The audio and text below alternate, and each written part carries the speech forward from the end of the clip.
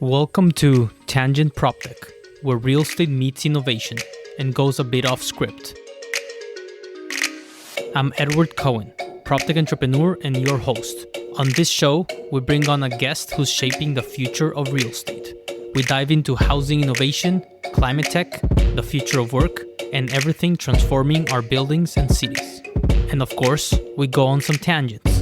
If you work in real estate, PropTech, development, or if you're just obsessed with making buildings and cities better, this show is for you. Because sometimes the best real estate ideas start with a tangent. Today on Tangent, we have Frank Rode, CEO and founder of Ownify, solving the housing affordability crisis one brick at a time. Hi, Frank. Where does this podcast find you? Hey, Edward. Thanks for having me, first of all. I'm in San Francisco. Well, the cradle of innovation. And the epicenter of housing unaffordability. That is true. That is true. Every news out of San Francisco is just spectacular, either spectacularly good or spectacularly dystopian. More good recently, so we're on the upswing. Absolutely. I've heard great things about the new mayor, new momentum, AI saved the city, basically, and it's back again. How does it look like from your side?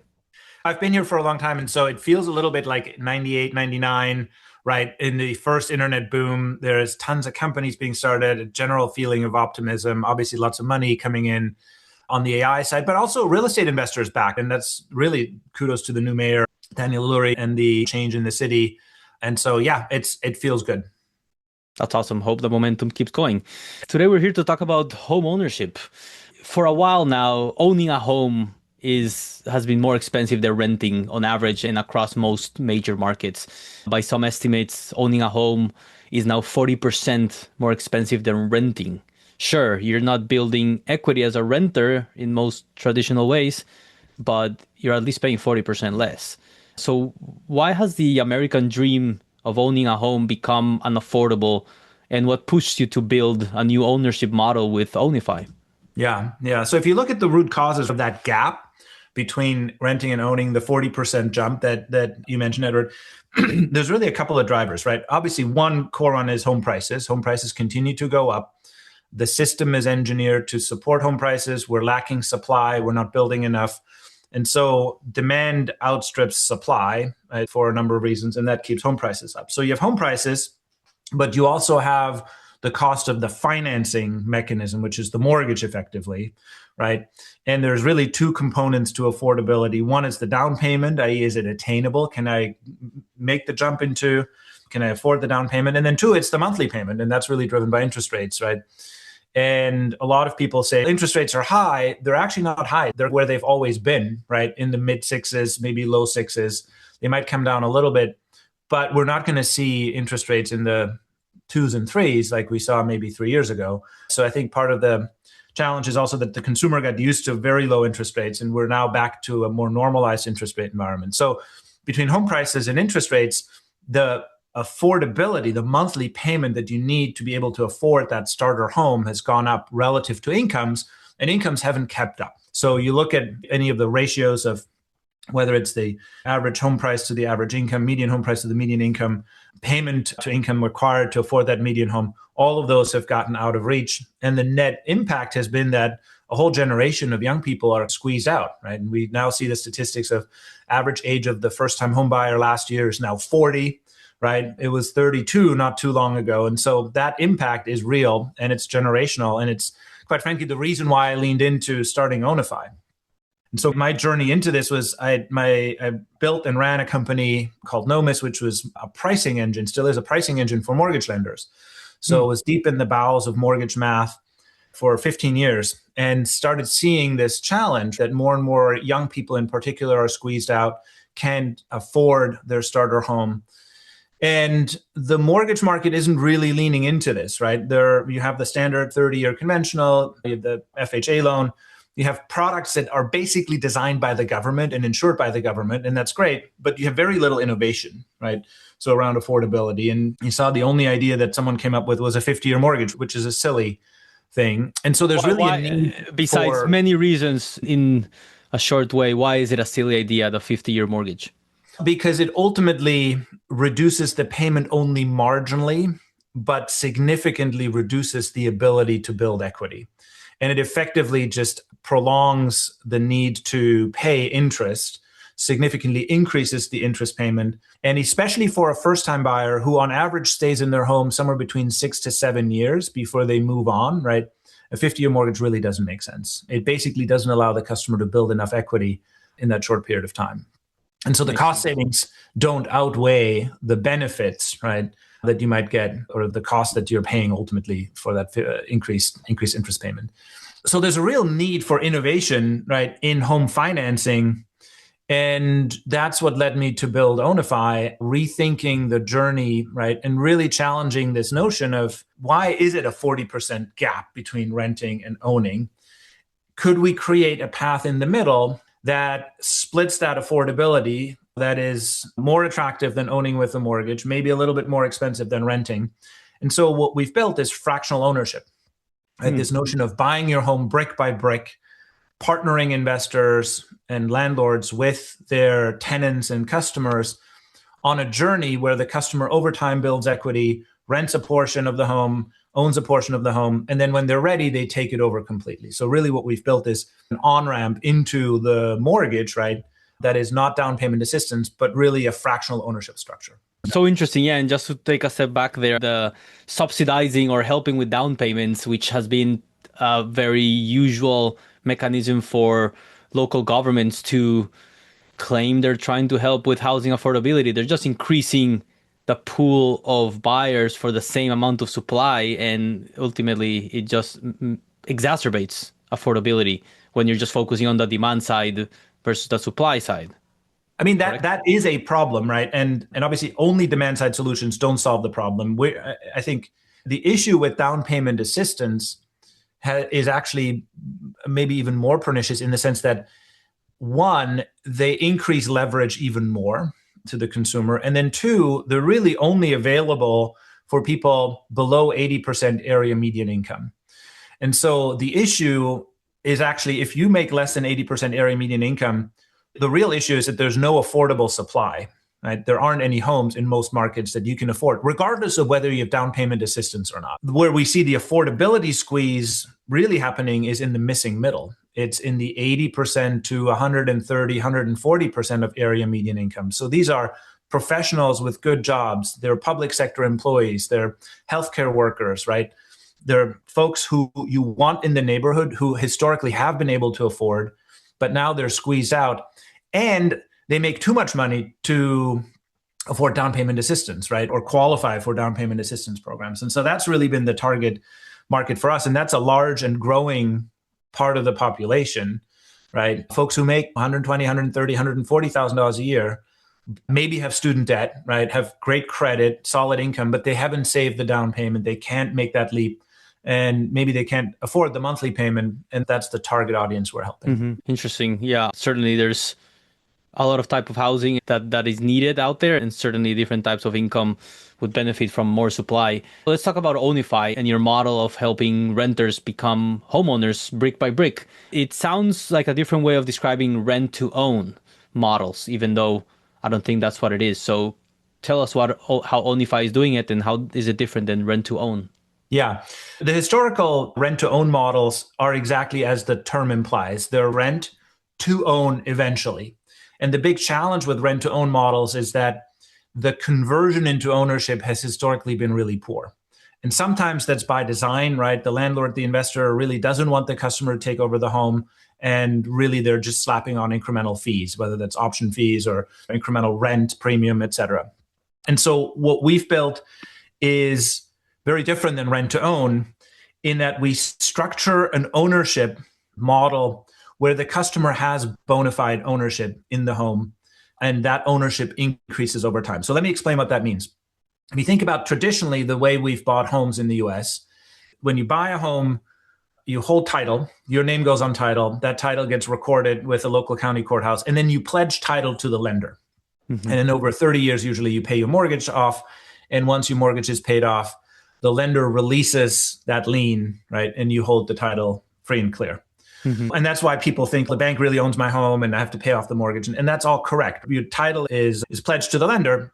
while you're in that mortgage. Now, the structure, though, is one that county courthouses have gotten used to, and that's been the standard way in which consumers usually hold title. What we've done is we've said, what if we fractionalize the title and said, Edward owns a piece of the title and you own more every month, and I, as an investor, hold the balance of that title. The challenge is you can't fractionalize a title in the US, right? Because you can't go to 3,000 different county courthouses and explain that model.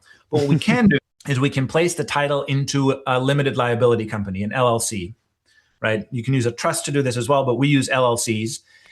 And what we do on day one, when we buy a home with a consumer, with one of our customers, we make an all-cash offer, and that's a big benefit, and we'll, I'm sure, talk about that. But we'll close, and we use an LLC to close, and that LLC does only one thing. It holds title, right? It's a single-purpose LLC. Each home has its own LLC. And the customer becomes a member of that LLC. On day one, they buy 2% of the shares that the LLC issues. So each LLC issues 10,000 shares, or bricks, as we call them. That's why we call it buy a home brick by brick. And a share in that LLC is worth exactly 1 basis point or 1/10,000th of the value of the home. So let's say we buy a $400,000 home.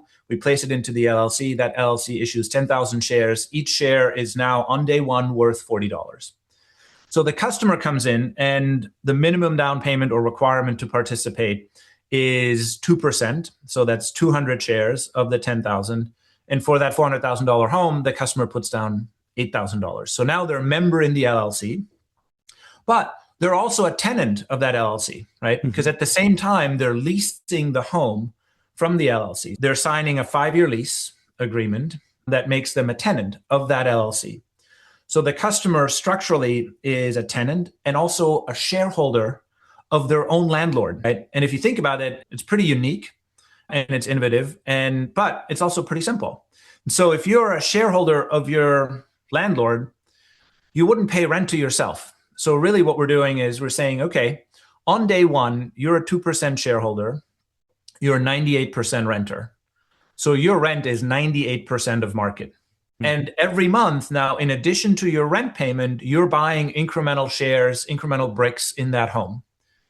And on average, the customer buys roughly 13 bricks per month, which is roughly 160 bricks per year, which equates to about 800 bricks or shares over a 5-year horizon, which gets them, in addition to their 200 that they buy on day one, to 10% or 1,000 of the 10,000 bricks. So the goal of the Ownify program from a consumer perspective is really creating this on-ramp where we allow the customer to build equity from 2% on day one to 10% of the home value by year 5.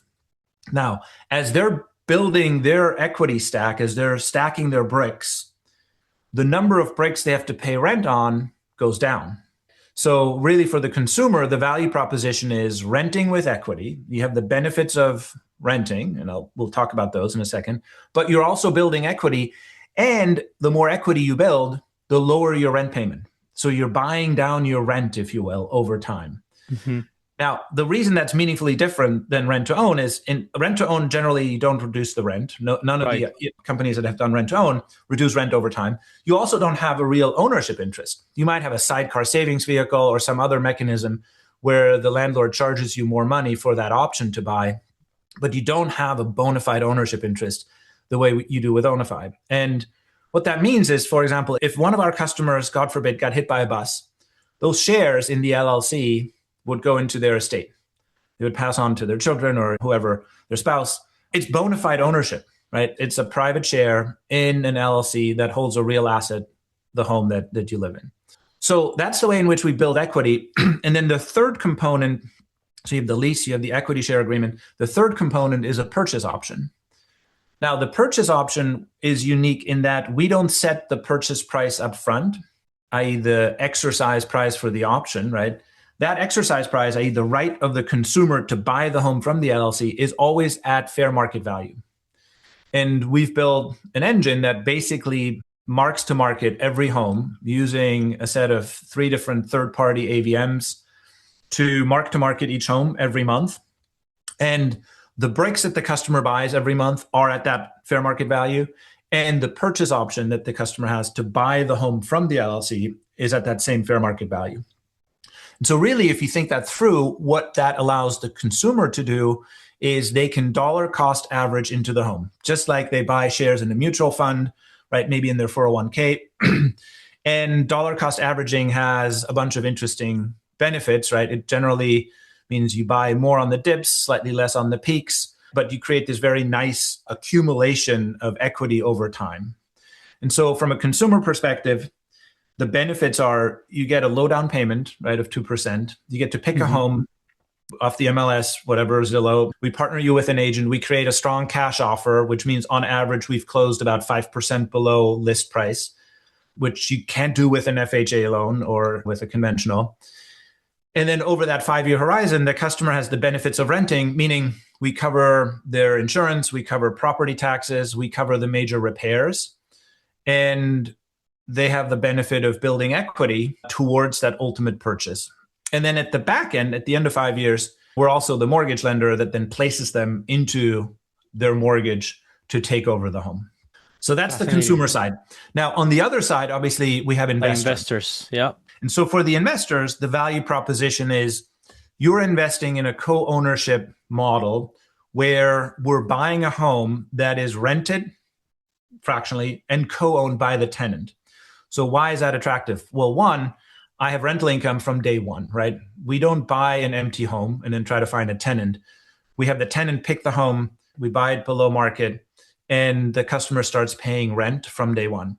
Two, we get top market rental yields because we have the choice benefit that we provide the consumer, right? The consumer can choose out of not every home, within the buy box, homes that are on the market for sale, not just homes that are on the market for rent. So that incremental choice, better school district, nicer homes, et cetera, we get a premium from a rental yield perspective. Three, we have 100% occupancy, right? Because the customer signs a long-term lease. And so far, we've not had any vacancy. And then because the customer is a co-owner, they take care of the home in a better way. And we've seen that in our maintenance cost, right? Operating costs are significantly lower than standard SFR because that co-owner leans in and effectively takes care of the home. They have literal skin in the home. They're not just a renter. They're from day one, they are co-owners effectively. That's exactly right. And so we gamify this, right? We tell the customer you're a co-owner. If you take care of the home, if you do maintenance tasks, we reward you with extra bricks. We continually reinforce that analogy of buy your home brick by brick. You're a co-owner, you're a shareholder.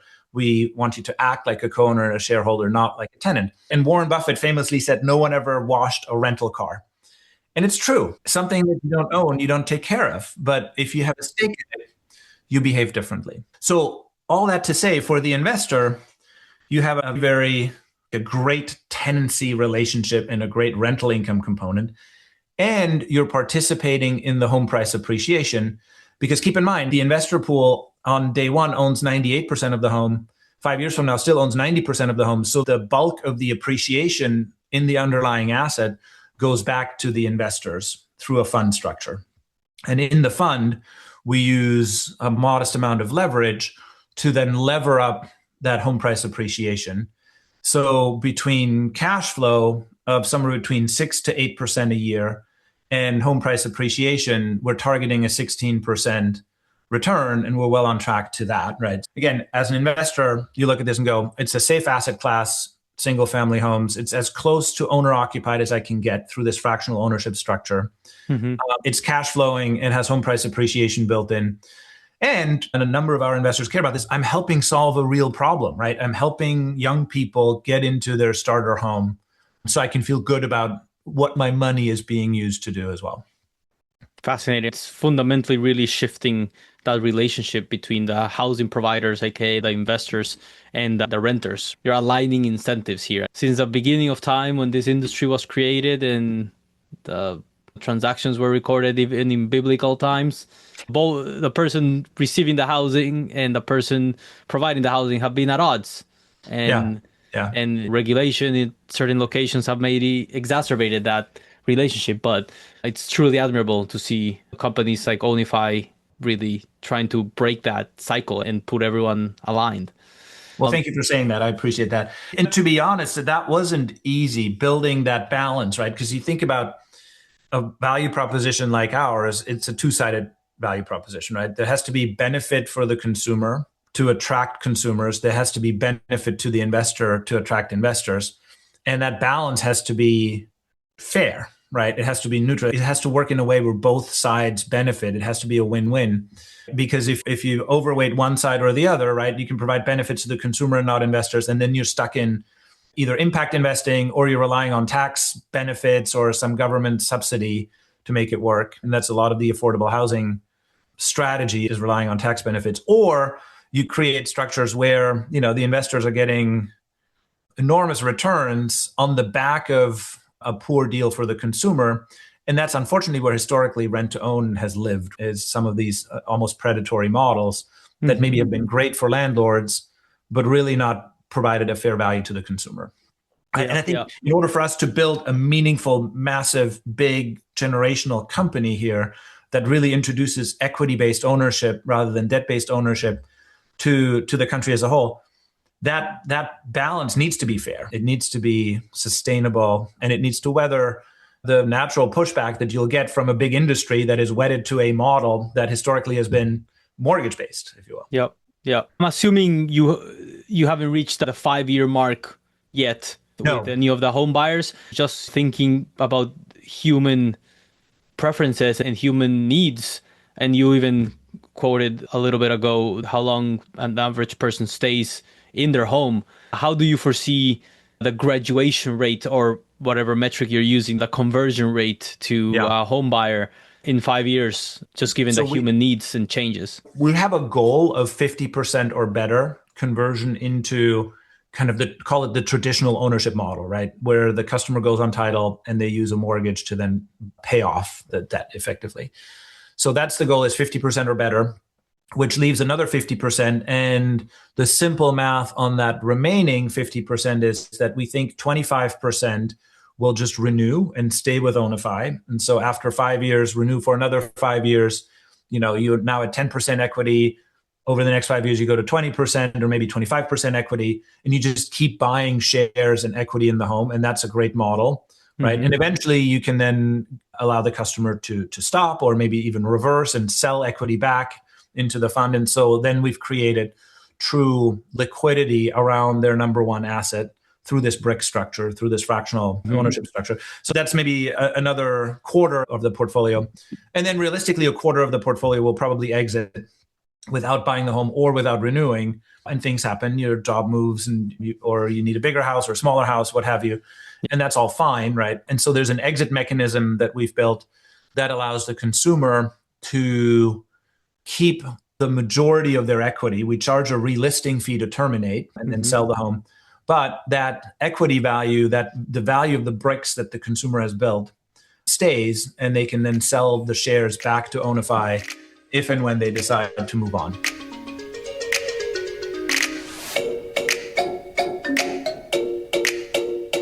This episode is brought to you in collaboration with CREtech, one of the most valuable events I attend each year. It's happening on October 20th and 21st at the Javits Center in New York City.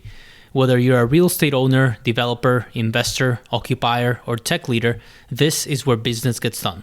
I've had the chance to grow real partnerships and discover tech solutions here that I might not have come across otherwise. And this year, CREtech New York is back with CREtech Meetup, the one-on-one meetings program that will deliver 20,000 pre-scheduled meetings. Designed for qualified real estate professionals, the program covers your full event pass plus up to $800 in travel and hotel costs. All you need to do is choose one-on-one meetings with tech companies that match your business needs. It's a smart, low-pressure way to explore what's out there without the typical event costs. If your company owns or manages 1,000 plus residential units or 1 million square feet of commercial space, and you're involved in tech or operations decision-making, this is definitely worth checking out. Learn more in the show notes and see if you qualify by reaching out to us at community@tangentproptech.com. I'd love to hang out at the event as well, so feel free to reach out on LinkedIn. Now, back to the show. Yeah, it's good to have that flexibility in mind, because it could be very intimidating for someone that has never been a homeowner to all of a sudden say, effectively, I'm signing a 5-year lease, which I don't think any renter has ever done. Correct. Yeah, we really try to qualify and underwrite the consumer to be the person who wants to buy, right? Who ultimately has this goal of, I want to own this home, I want to live in this home for the long term, rather than I want to rent and maybe I'm not 100% sure. Now, you can never know that for certain.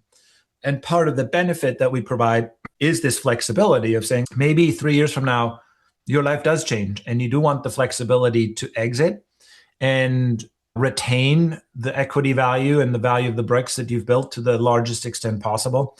And that's where we provide the ability to then sell the shares back to the fund, effectively sell the shares back to the investor pool. Makes sense. So let's talk about how you actually close homes and the critical advantage for first-time home buyers in terms of the speed of closing, the certainty of closing with your all cash offers. According to your website, Ownify customers save about $390 per month and $29,000 upfront compared to a mortgage. So why is this critical for first-time home buyers or aspiring home buyers? And also, how do you compete with Open Door and institutional SFR, who presumably are also doing all cash offers? Yeah, so I guess there's two pieces there. One is the consumer savings. And really the consumer savings, if you think about it, as a first-time buyer, if I go down the path of a mortgage, I end up putting down 10%. Sometimes I can get away with 5%. And so our savings really is a comparison to a 10% down payment mortgage. And that's where that $29,000 up front gets calculated, right? So we've looked at every home we've closed on, we looked at the portfolio and said, if you would have bought those same homes with a 10% down payment mortgage, how much more would you have had to have saved? As opposed to a 2% with As opposed with to the Ownify. 2%. Exactly. So that's in a sense, the 8% of the average purchase price. That's the $29,000 upfront savings. And then the $390 a month in savings, that's really the difference between the Ownify payment and the fully loaded payment you would be on the hook for with the mortgage. Now, one of the interesting things is consumers generally underestimate the cost of a mortgage-based ownership because everyone you talk to wants you to close a deal. So the mortgage lender puts a calculator out there, whether Zillow or everywhere else, and it shows you your principal, your interest, your taxes, maybe your insurance, right?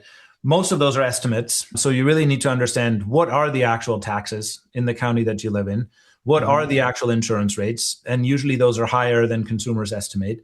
And it's not just PITI, so principal, interest, taxes, insurance, it's also mortgage insurance, right? If you're a low down payment first-time home buyer, you're putting 10% down, you're paying mortgage insurance, right? That's usually another 75 bips on average on top of the mortgage rate. So yes, mortgages, average rate today is 6.2.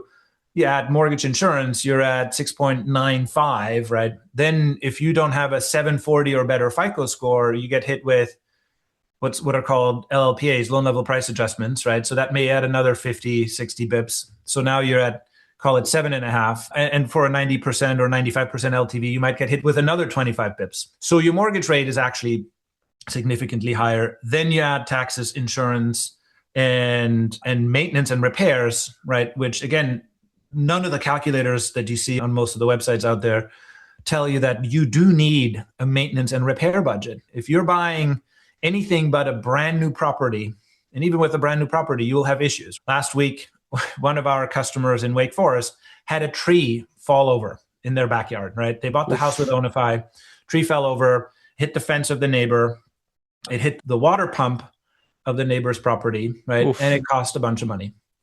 And we took care of it. That customer obviously was delighted. He was like, holy cow, first of all, I hadn't budgeted for it. No one budgets for that, right? And if you've stretched into the purchase and all of a sudden you have a $2,000, $3,000, $4,000, $5,000 bill because of a tree or an HVAC or a roof leak, that's not something that most people budget for. Anyway, so the savings per month is really this comparison to say, with Ownify, you have one payment, and that payment covers your rent, it covers your brick purchase, i.e. your equity bill, it covers taxes, insurance, maintenance, or the repair items, right? The unforeseen things. And so you don't have to worry about unforeseen expenses. You do have to pay for upkeep and all that. But then the second question, and this is an interesting one, is how do we close and how do we create a deal for the consumer, especially that 5% savings? And so we've done two things there. One is obviously we lean in heavily on the cash offer, and we use a bunch of analytics to figure out what is that cash offer. So at the individual transaction level, we run valuation algorithms, we run models around how competitive is this particular transaction, and therefore where does our offer need to be. Generally, the pitch to the seller is, look, this is a guaranteed cash offer. We can offer a 14-day close without contingencies. So it's similar to what you might get from an Open Door or another iBuyer. However, not only do you get an all-cash offer, you can feel good about selling your home to an aspiring first-time home buyer, right? Rather than a large corporation. So that generally is attractive. The second thing we've done is we've created a very unique compensation model for our agents. So the agents that represent us or that represent the customers and they bring customers to us sign up for a commission plan that we call the 2+10. And the way that works is that normally an agent would earn a buyer's agent would earn 3% of the transaction on close, right? That's the standard compensation model that, at least in the markets we're in, has become the standard. And everyone says it's negotiable, but the reality is everyone uses the same number. So what we've said to the agent is to say, well, you don't get 3%, you get 2% of the closed purchase price plus 10% of whatever price reduction you negotiate. So back to the example of that $400,000 home, let's say it's listed for 400 and we end up buying it for 360. That's a significant savings. And if you as the agent help us negotiate that $40,000 in savings, you're getting an extra $4,000 in commission, 10% of that 40 grand that you saved us. And what that does is it actually turns the incentive structure around. Rather than paying the buyer's agent more when the buyer pays more, which makes no sense, we're saying to the buyer's agent, you get paid more if you help us create a better deal for your buyer. And once agents wrap their head around it, they're like, yeah, that makes sense. And I can feel good about it. Now, it does create a tougher negotiation, but that's the name of the game. This is capitalism. We're trying to get the best deal for us, for our buyers, for our investors. And we want our agents to be part of that. So if they help us drive a better deal, they can make more money as well. And between those two things, the cash offer as the core benefit and this alignment of the incentive structure, we've been able to drive that about 5% savings on average below list. Fascinating. You're including everyone in the ecosystem, in the value creation here, or in the transaction, better said. And agents are a critical part of it. Something that I'm sure gives your investors and your partners a lot of peace of mind is that you get credit-worthy individuals in the home. So how do you underwrite the homeowners? So this goes back to my personal journey, and then Ben, my co-founder. So I spent obviously a number of years building Nomis as a CEO there. And before that, I spent a number of years at FICO. So I started my career really in the credit FICO world. as in FICO scores. FICO as in FICO scores, Fair Isaac, and understand credit underwriting and worked in that market for a number of years for big lenders, mortgage lenders, and then obviously at FICO as well. Ben ran mortgages at SoFi, so he ran a big portfolio and understood exactly how mortgage underwriting works. And so we've built an underwriting model that really looks at credit, obviously, it looks at income, and it looks at capacity. And one of the things we want to make sure is from an underwriting perspective, it's fully automated. It takes 15 minutes. It's all online, right? We qualify people based on their capacity to ultimately take over the home. And the number one thing that we've done with that is we've been able to attract a really pristine portfolio of customers. So if you look at our current portfolio, the average FICO score is 726. It's a prime, super prime score. Average income is about $135,000. So these are folks who have great characteristics. They just haven't saved for the down payment. And so if you then think about it, Ownify, in a way, is the down payment on-ramp. It's the ability to pick the home, get into the home, and then build equity, and then take it over with a mortgage. So we want to make sure that, one, the customer performs well while they're in that 5-year program. And that's our fiduciary responsibility to our investors and the fund that we've raised. And that's why credit risk underwriting is so important. But then two, back to we want to convert 50% or more into owners at the end of this journey. Well, if you're an owner or an occupant with Ownify and you want to take on a mortgage and buy the home, there are 3 things you need. You need the income, right? We've already qualified you for that. You need the credit score. We've already qualified you for that. And you need the down payment. And that's what we're helping you build. There shouldn't be an issue converting people at the end of 5 years over into the mortgage-based path. And so really the credit risk piece and the underwriting of the consumer, both income, credit, and then income capacity, i.e. 5 years out, will this individual have the capacity to take over the home? That's core to making this work. Yep. And that also means that right now our acceptance rate is somewhere around 8% of applications, right? We're getting a ton of applications. I did a TEDx talk on this last summer. It's gotten over 250,000 views. And so there's this perennial flow of applications coming in. And the good news of that is that when you have a lot of applications, you can have a very tight underwriting screen, right? To say we're only accepting 8% of the applicants. Another 30-ish%, we might be able to qualify into a mortgage, i.e. a low down payment, FHA type structure. And then the rest really need to go, quite frankly, into credit repair, credit improvement, right? So we're capturing some revenue through that. Okay. Very interesting. And for listeners interested in the TEDx by Frank, you can find it in the show notes below. So let's zoom in on the investors. So your investors, you're targeting 16% returns with 8% average annual distributions. And this is outperforming traditional SFR through, among other things, lower maintenance costs, lower vacancy. Fundamentally, just from the model, you have rental income and you have appreciation for the investors. So as the renters start building their bricks, the rental income will decline over time for buyers, while the appreciation ultimately across 5 years will most likely, in most markets, go up, but it can also go down, or it can go down and then up and down and up. How do you protect the yield for investors, and how do you make this model sustainable ultimately? This is actually really neat. And I think most listeners probably need to take a piece of paper and write it down. And I'm happy to share a simple model. But the way the rental yield works is that, keep in mind, the customer only rents the bricks they haven't bought. So on day one, they pay rent on 9,800 bricks. And a month later, they pay rent on 9,786 bricks, 87 bricks.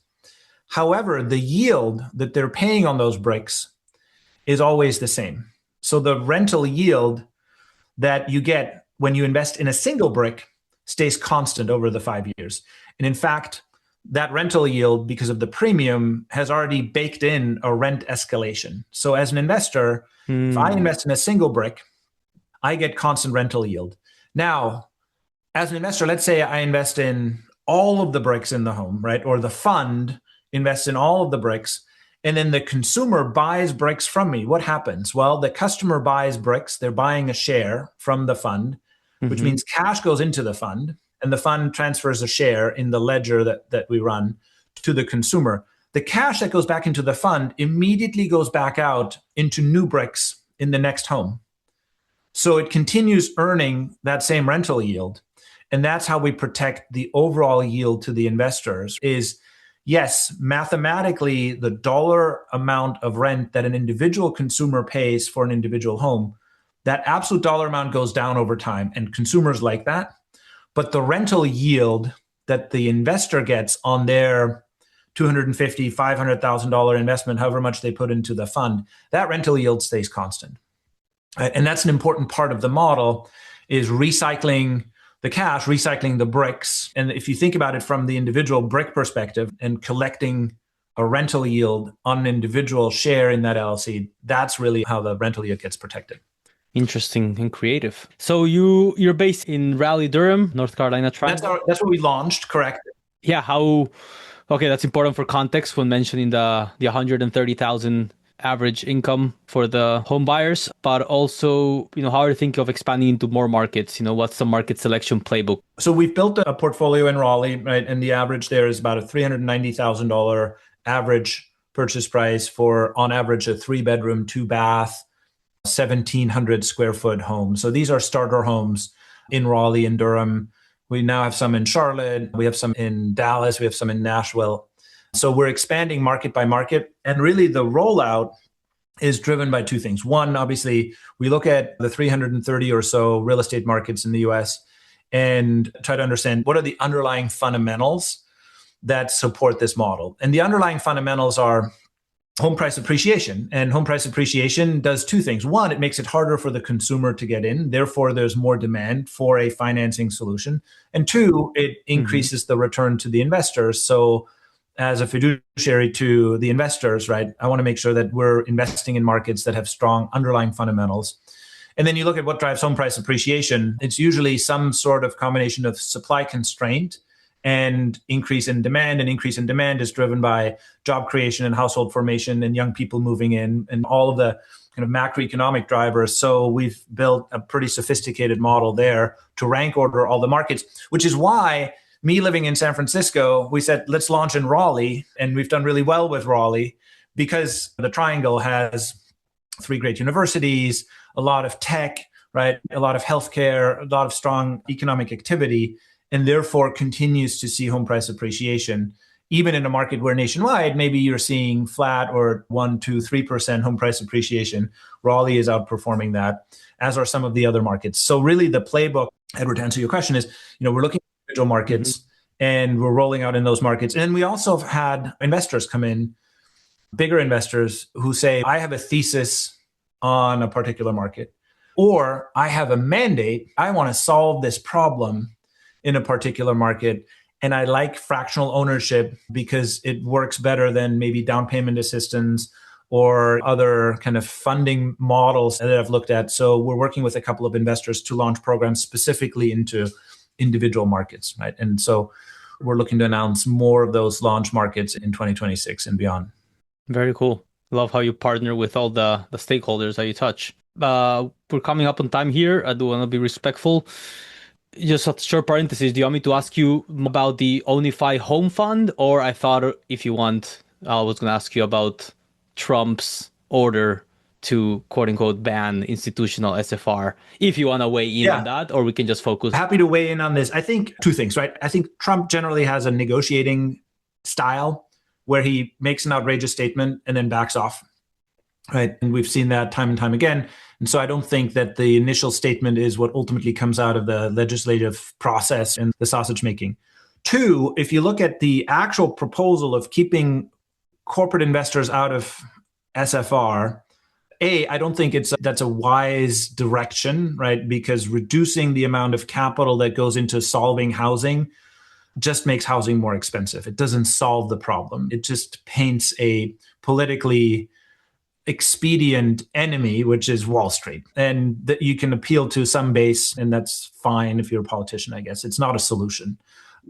It's the ultimate populist headline. As of 3 days ago, President Trump signed an executive order to restrict large institutional investors from competing with individual home buyers in a quote-unquote effort to make housing more affordable. But continue, Frank. And so you look at what's actually been proposed, right? There's legislation in Congress. It's called the Hope Bill. It was sponsored by Senator Merkley out of Oregon and co-sponsored by Bernie Sanders. And so generally that the bills that have been out there doing what Trump is now saying we should do have come from the progressive wing of the political spectrum. And those bills have one thing in common, both the federal and the state variations, which is they exclude corporate ownership from any sort of restriction if the occupant of the home is a shareholder of that corporate entity. And that's exactly what we're doing. If you think back to that model, right? Our LLCs hold title to the home. The customer is a shareholder and they increase their shareholdings. And at the end of the day, they take over with the mortgage. There's specific exemptions written into the Hope Bill and the Keeping Private Equity Out of American Housing Bill that have been sponsored and that are in Congress, right? So if the legislation that ultimately comes to pass maintains those exemptions, that's great for us because that's exactly the model we've built, right? And again, ultimately, our goal here is to create a fair value proposition between first-time buyers and investors, not create more rental homes. That doesn't solve the problem. And I think that's ultimately what these bills and that kind of political pressure are designed to avoid. Last but not least, collaboration superpower. Yeah. Frank, if you could choose one person, historic or living, to do a partnership with, who would it be?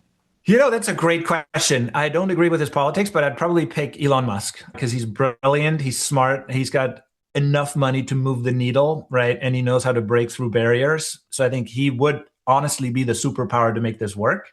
He'd If housing is in Mars, you mean? as well, and building housing on Earth. Yes, let's preface it. Solving this problem on Earth, right? Wrong planet. That's the wrong planet. I'm Yeah. sorry. Steve Ballmer would be great, right? Someone who's cared deeply about housing and has done a lot of great work in housing. And yeah, I think ultimately someone who can help us challenge all of these assumptions that have been around for 70 years, right? Which is, you go talk to any home buyer, they tell you, well, you need 10% down, 20% down. You go talk to a realtor, it means, well, ownership means being on title, right? And so help us break through those dated assumptions to say real problems need innovative solutions, not the same thing that you've always had. And we have a real problem in this country, which is homeownership affordability is no longer attainable, right, to the vast majority of young people. And that's a real big issue. Yes, I would love the collaborative superpower of everyone who wants to lean into this, really starting with more investment into the fund. And maybe just one interesting pitch here, there's a really interesting investor value proposition here. And one of the things we've done with the Ownify Home Fund is we've qualified it for DAF investment, for donor advised fund investments, right, through a philanthropic investment grant structure. So we've raised capital into the fund from, Schwab and Fidelity and Bank of America and others who have individuals who have donor advised funds at these institutions who can actually use that capital to invest in the fund housing for missing middle, right, first time buyers, generate the return, and then return that capital back into their DAF at the end of 5 years. And so that's a model. There's $330 billion worth of DAF capital sitting out there, and a third of that is not deployed, meaning it's sitting in money market accounts, not doing any work on any sort of real problem. And that's a big opportunity that we're trying to figure out. How do we leverage more of that capital? Very cool. And very creative, and a noble mission, ultimately. Thank you. Frank, where can housing investors and aspiring home buyers learn more about Ownify and connect with you? Obviously, visit Ownify.com, visit OwnifyFund.com if you're an investor. We have a YouTube channel with a ton of educational materials. We have an agent portal. If you're a realtor listening to this and want to bring us to your market, we'd love to connect. Reach out to me directly at frank@ownify.com.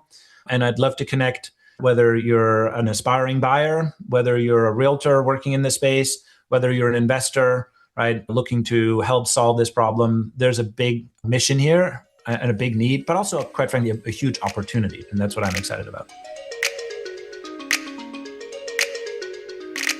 Frank Rode, thank you so much for coming to Tangent today and sharing your wonderful wisdom and your exciting company with us.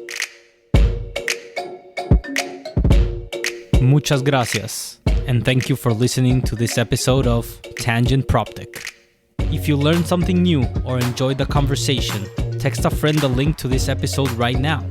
You can find links, resources, and ways to connect with us in the show notes, or reach out anytime at tangentcommunity@gmail.com or on LinkedIn. We love interview suggestions, topic ideas, or just a friendly hello. We'll catch you next time, and remember, the best PropTech ideas usually start with a tangent.